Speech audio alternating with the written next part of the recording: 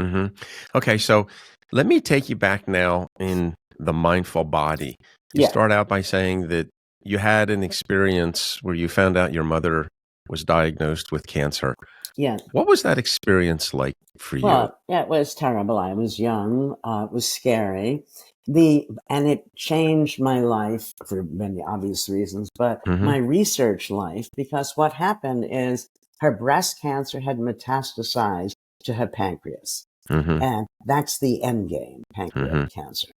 And then magically it was just gone. It was just gone. hmm And so I devoted my life to figure out, well, how do we account for these spontaneous remissions? The medical world had no idea. And also people have no idea how many spontaneous remissions actually occur because so many people don't know they have, let's say, a tumor. So they also don't know that the tumor went away by itself. hmm And people who don't go to the medical world in the first place. And those who know and then heal, it's not top on the list when you think you're going to die and then all of a sudden you're fine to call your doctor and say, haha, you were wrong. hmm So, um, but that and several other experiences brought me to this mind body unity idea. So for the case with my mother, I presumed that since the medical world had no answer, perhaps it was because her mind was in a good place. And hmm I had done a study way back when, the first study testing mind body unity, where we took old men to a retreat that we retrofitted to 20 years earlier and hmm had them live there as if they were their younger selves, speaking of the hmm past in the present tense. And, it was for them 20 years earlier.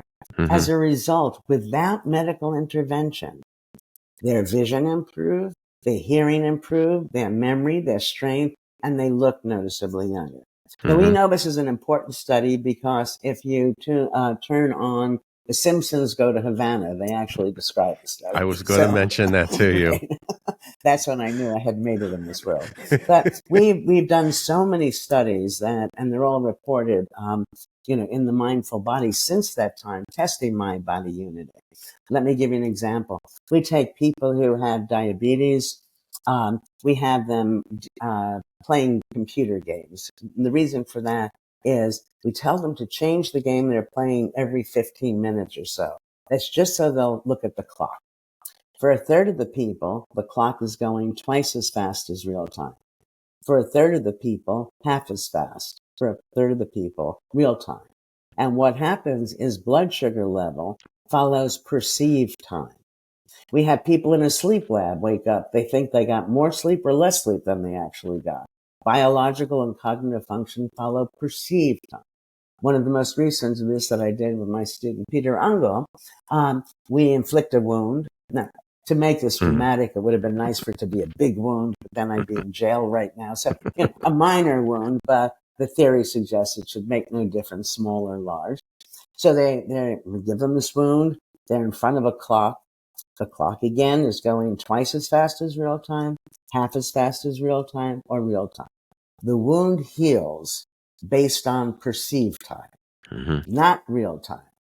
So all of these studies taken together, and there are so many of them, tell me that we have so much more control over our health than most of us realize.